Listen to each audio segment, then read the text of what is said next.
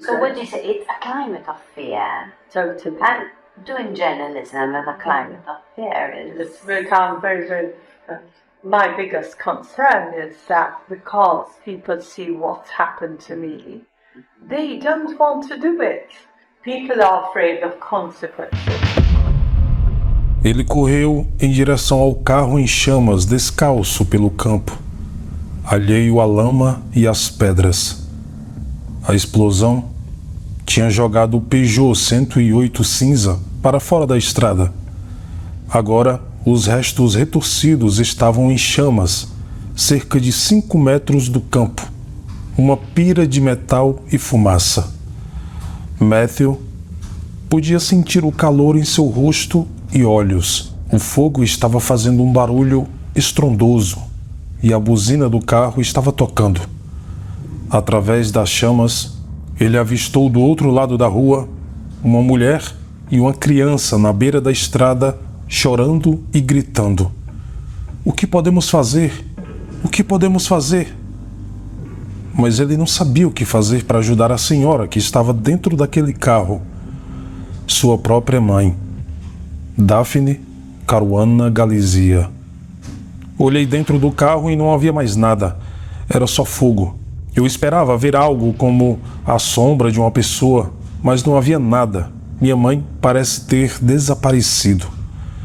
Então, ele a viu, pelo menos partes dela. Uma perna e outros pedaços do corpo estavam espalhados por todos os lugares. Daphne, jornalista, blogueira e militante contra a corrupção e o clientelismo na ilha de Malta, finalmente foi silenciada. Aquele atentado à bomba em seu carro aconteceu em 16 de outubro de 2017 e fez mais do que matá-la. Aquela bomba abriu o lado oculto de Malta, uma mancha podre no Mediterrâneo, que é membro da União Europeia, e um paraíso para pessoas que negociam jogos de azar online, finanças offshore e criptomoedas. O assassinato descarado e a ilegalidade que ele implicou chocaram não apenas os amigos e familiares de Daphne, mas também os líderes políticos de toda a Europa Ocidental. No fim, 3 homens foram acusados de seu assassinato. Eles negaram essas acusações. A polícia acredita que a pessoa que ordenou o atentado ainda está foragida, e o governo de Malta disse que o seu assassinato ainda está sendo investigado vigorosamente e a polícia tem todos os recursos necessários para perseguir e processar os responsáveis. No vídeo de hoje, conheceremos a história de Daphne Caruana Galizia, a blogueira do ódio.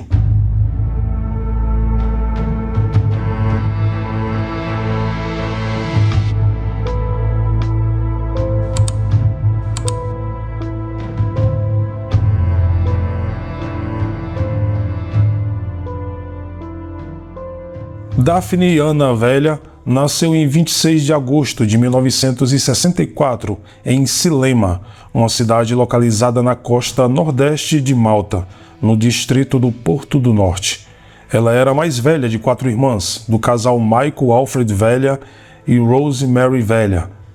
Ela estudou no convento de Santa Doroteia, em Medina, e na St. Louis College, em Biquicara. Em seguida, cursou arqueologia na Universidade de Arqueologia de Malta, especializando-se em antropologia no ano de 1997, e sempre foi uma pessoa muito engajada pela luta dos direitos do povo maltês. Para se ter uma ideia, um pouco antes de completar 18 anos, Daphne foi presa por ter participado de protestos contra o governo na época.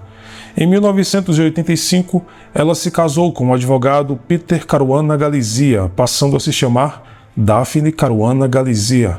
O casal teve 3 filhos, Matthew, Andrew e Paul. Em 1987, Daphne começou a trabalhar como jornalista para o The Sunday Times of Malta, tornando-se sua colunista regular de 1990 a 1996. Foi nessa época que a família se mudou da cidade de Silema para a cidade de Bidnia. Ao mesmo tempo, foi editora associada de outro jornal, The Malta Independent, onde ficou até o dia de sua morte. Além disso, Daphne trabalhou como consultora de vários outros meios de comunicação e relações públicas. Ela também foi editora fundadora da revista Test on Flare, que era distribuída mensalmente até 2014. Dos 3 filhos, Matthew foi o que mais se destacou dos irmãos, praticamente seguindo os passos de sua mãe, e se tornou membro do Comitê Internacional de Jornalistas Investigativos. Daphne também não parava. Ela foi escritora, blogueira e ativista anticorrupção, começando a escrever sobre os acontecimentos políticos em Malta.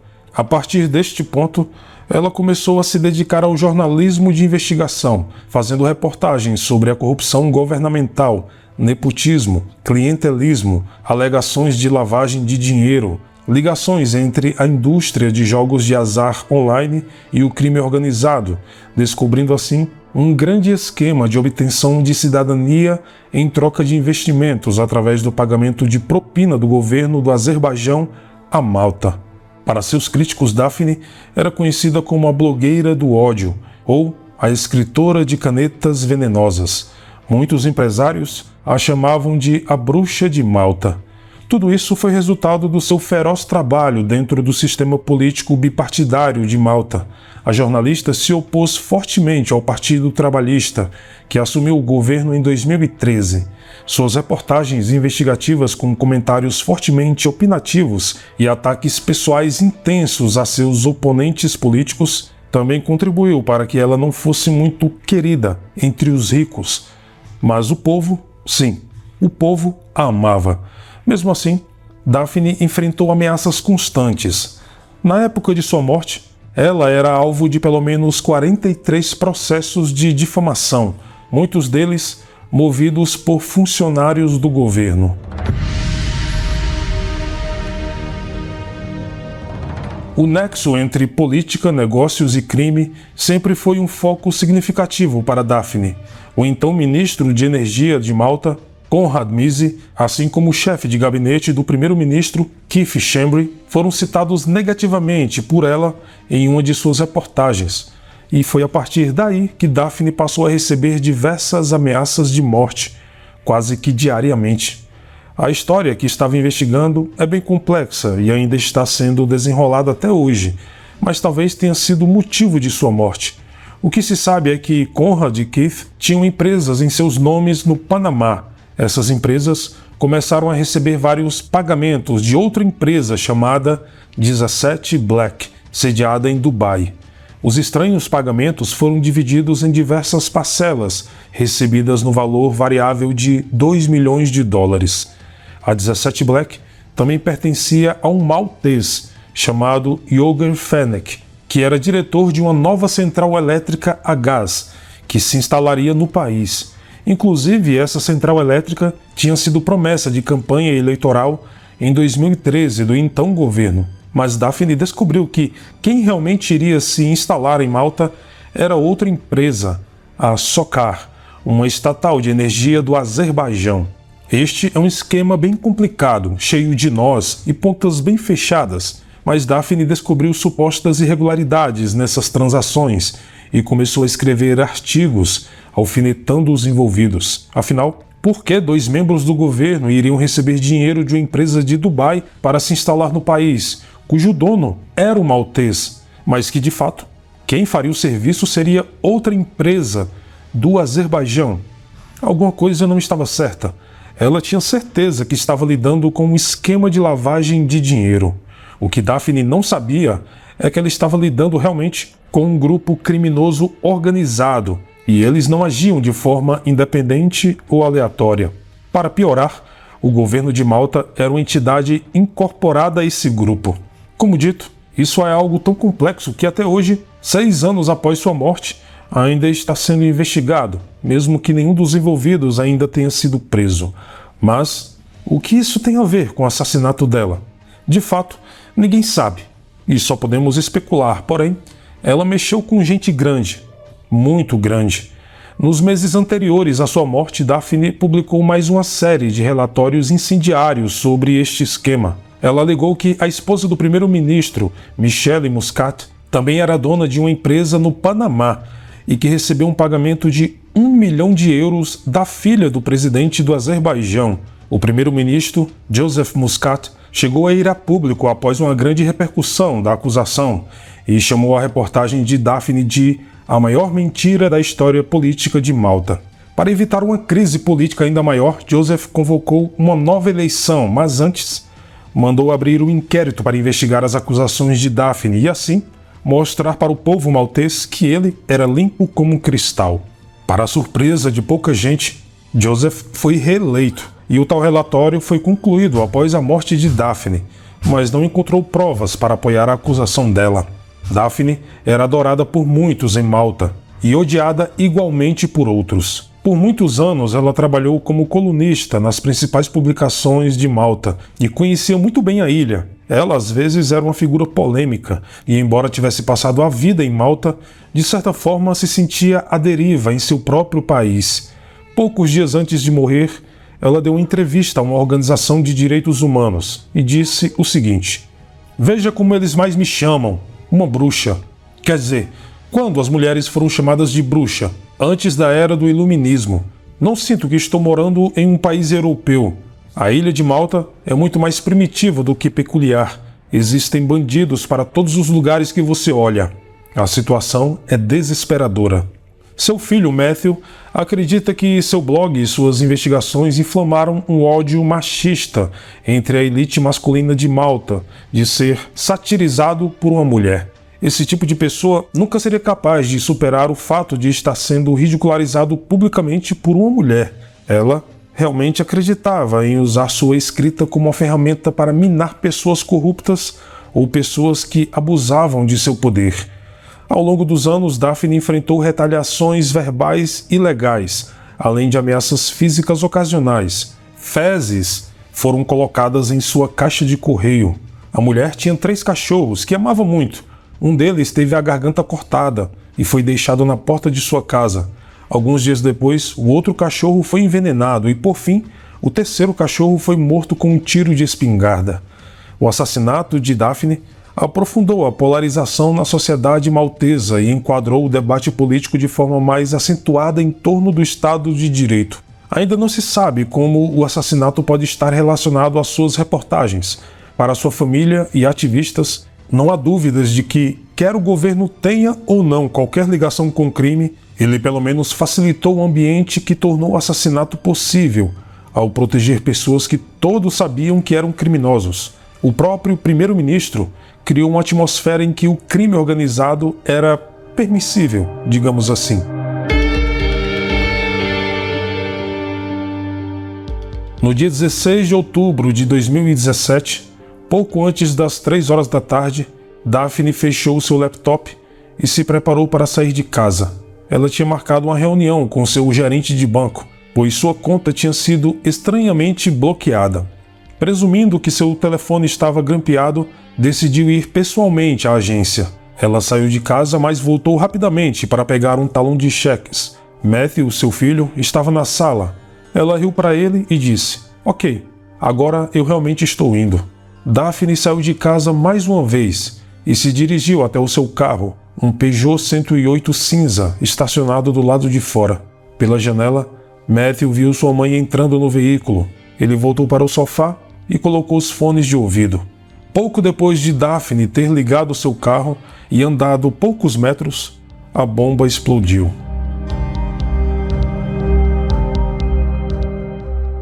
O barulho foi ensurdecedor. Pessoas a quilômetros de distância se assustaram e correram para a rua para saber o que tinha acontecido.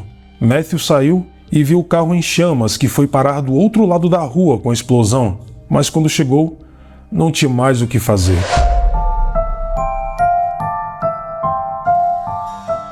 Auxiliados por uma equipe do FBI, os investigadores de Malta chegaram a 3 possíveis suspeitos: Alfred Di Giorgio e o seu irmão George Di Giorgio, além de um homem chamado Vincent Muscat. Apesar de ter o mesmo sobrenome do primeiro-ministro, Muscat é um nome bem comum em Malta, e Vincent não tinha nenhuma relação com o político. Os 3 já eram bem conhecidos de policiais e estavam entre supostos criminosos que foram interrogados sobre outros incidentes violentos no passado, incluindo atentados à bomba ocorridos anos atrás. Eles tinham a fama de serem executores e não mandantes. Devido a isso, especulou-se que o autor intelectual do atentado seria, claro, outra pessoa. Os dois irmãos de Giorgio e Vince permaneceram sob custódia e não disseram uma palavra quando foram presos. Nenhum deles respondeu às perguntas da polícia. Mas como a polícia chegou até eles?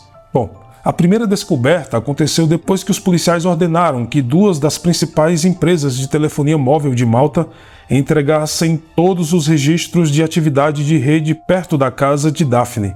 Eles analisaram os dados a partir das 18h30 do domingo, 15 de outubro, quando Matthew levou o carro de Daphne para casa e estacionou na rua de Cascalho, do lado de fora de sua residência. A análise destes dados identificou dois números de telefone celular de grande interesse, porque a sua atividade parou no momento do incidente. Esses números, ambos da operadora de telefonia móvel Vodafone, eram usados apenas para enviar mensagens de texto entre si. A polícia identificou um cartão SIM com um número terminado em 3752, que estava ativo na área até receber uma mensagem de texto às 14 horas, 58 minutos e 55 segundos, o momento exato em que a bomba explodiu. Neste ponto, o cartão SIM desapareceu e os registros de sua atividade pararam. A polícia acredita que este cartão foi usado para detonar a bomba, que a análise dos destroços sugeriu que foi colocado dentro do carro sob o assento de Daphne. Ou seja, o artefato não explodiu quando a mulher ligou o carro. A bomba foi acionada remotamente. Com base nos registros da Vodafone, a polícia disse que esse cartão SIM não foi inserido em um telefone celular, mas em um aparelho chamado SIM 900A, vendido geralmente para controlar dispositivos domésticos, como luzes, por mensagem de texto. Os investigadores seguiram a trilha do detonador improvisado por meio de registros telefônicos que os levaram a identificar os supostos assassinos, Alfred Di Giorgio e o seu irmão George Di Giorgio, além de um homem chamado Vincent Muscat. Pouco antes do amanhecer do dia 20 de novembro de 2019, um dos maiores empresários de Malta, Jörgen Fenech, foi preso sob suspeita de ordenar o assassinato de Daphne Caruana Galizia. Fenech foi interceptado a bordo de seu iate particular pelas Forças Armadas de Malta, enquanto ele supostamente tentava fugir da ilha. Até sua prisão, Fenech era o chefe de um dos maiores conglomerados imobiliários de investimento do país e uma figura extremamente poderosa e bem relacionada. Daphne nunca o mencionou em suas reportagens, mas uma empresa offshore de sua propriedade, a 17 Black, foi um dos principais focos de suas investigações devido aos seus supostos vínculos com dois ex-funcionários do governo, o ministro da Energia, Conrad Mizzi, e o chefe de gabinete do primeiro-ministro, Keith Schembri. A prisão de Fenech marcou uma virada em um caso de assassinato que muitos temiam ter parado. Nos meses que se seguiram, Malta testemunhou um fluxo quase diário de revelações sobre a trama do assassinato e suas consequências, dominando a agenda nacional. Muscat anunciou em 1º de dezembro de 2019 que, devido à crise política, iria renunciar e que permaneceria no cargo até que um novo líder do Partido Trabalhista fosse eleito em janeiro. Em julho de 2021, o inquérito público sobre o assassinato de Daphne concluiu que o Estado maltês deveria assumir a responsabilidade por sua morte, pois o governo não reconheceu os riscos à vida da jornalista e não tomou medidas razoáveis para evitar sua morte. 3 dos acusados de conspirar para cometer o assassinato foram condenados. Em 14 de outubro de 2022, os irmãos de Giorgio se declararam culpados de detonar a bomba e foram condenados a 40 anos de prisão. Os dois eram supostos membros do mesmo grupo de Vincent Muscat e que teriam sido contratados por Fenech. O corpo de Daphne Caruana Galizia foi entregue à sua família no dia 27 de outubro de 2017 e o funeral público aconteceu no dia 3 de novembro do mesmo ano, na Rotunda de Mostar. Foi declarado luto nacional nesse dia. A missa foi conduzida pelo arcebispo de Malta, que na homilia disse aos jornalistas para nunca se cansarem da sua missão de serem os olhos e os ouvidos do povo, pois você pode matar o mensageiro, mas não matará a mensagem. Bom, este foi o vídeo de hoje. muito obrigado pelo carinho e atenção de todos e, como sempre, nos vemos nos comentários. Até mais.